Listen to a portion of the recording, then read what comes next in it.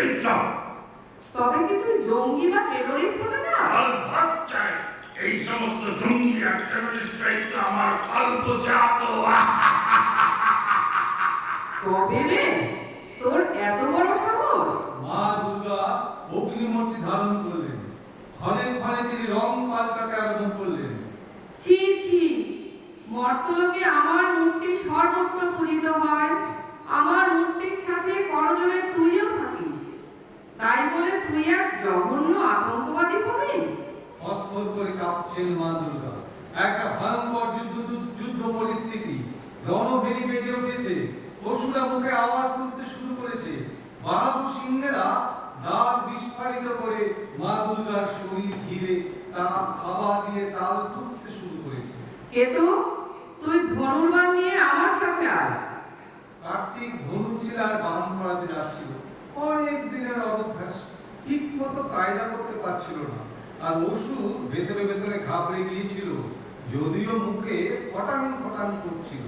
হে দেবাদিদেব মহাদেব, আপনি ব্রহ্মা ও ভগবান বিষ্ণু আমাকে যুদ্ধে লিপ্ত হতে অনুমতি প্রদান করুন। মা দুর্গা এবারে অসুরের চুলের মুঠি ধরে ঝাঁকাতে লাগলেন। অসুর চুল ধরে আত্মনাদ করতে লাগলো। ও মাগো মাগো বললাম, ওরে বাবাজি, এবারের মতো ছেড়ে দাও মা, ছেড়ে দাও। একটু জোরে ছুটছে না মা, খুব ব্যথা লাগছে, ব্যথা লাগছে। দুর্গা পূজার সময় অনেক কষ্টে আমি ঋত্বিক রোশনের মতো চুল করেছিলাম, সব নষ্ট করে দিল। বাবা ভোলানাথ যথারীতি তাই ঘুমাচ্ছিলেন। ওই মা দুর্গার ভয়ানক রণচণ্ডী মূর্তি দেখে ও রণদুন্দুবি শুনতে পেয়ে সিংহাসন থেকে প্রায় পড়ে যাচ্ছিলেন। কোনো রকম নিজেকে সামলালেন। তার তৃতীয় নয়ন থেকে আগুন ঝলকে ঝলকে বেরিয়ে আসছে। তৃতীয় নয়নটি বো বো করে ঘুরতে শুরু করল।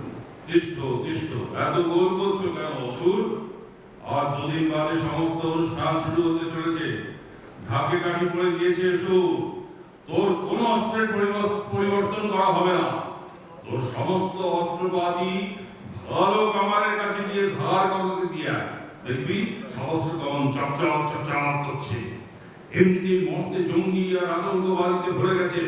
চারিদিকে এই কেলেঙ্কারি, তুই আবার নতুন করে অশান্তি শুরু করলি।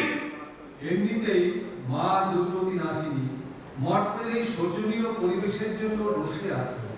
মা দুর্গা মহা ভাবনায় আছেন কি করে এই জঙ্গিদের সাহায্য করা যায়। মহাদেবের তৃতীয় নয়ন থেকে আগুন বেরোতে শুরু করলে অসুর প্রচন্ড ঘাবড়িয়ে গেল। মহাদেবের পা জড়িয়ে ধরে অসুর বলতে শুরু করলো, হে বাবা ভোলানাথ, ও বাবা মহাদেব, মর্তের জঙ্গিদের কার্যকলাপ দেখে আমার মাথা ঠিক ছিল না বাবা। এবারে আমি তোমার সব আদেশ মেনে চলবো।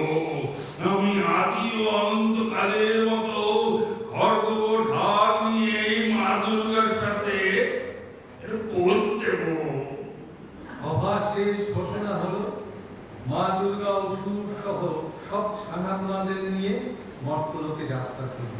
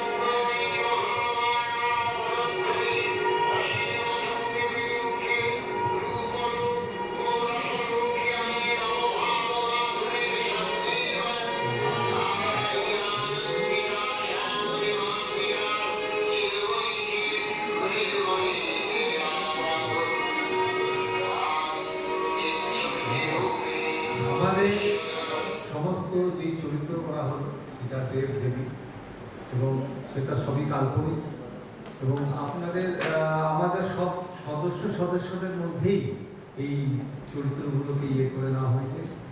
আপনাদের যদি ভালো লাগে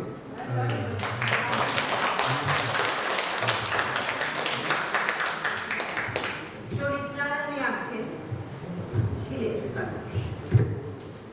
দেবাদিদেব মহাদেব, দেবাশিস মৃদুল সরকার, মা দুর্গা মিতালি চৌধুরী,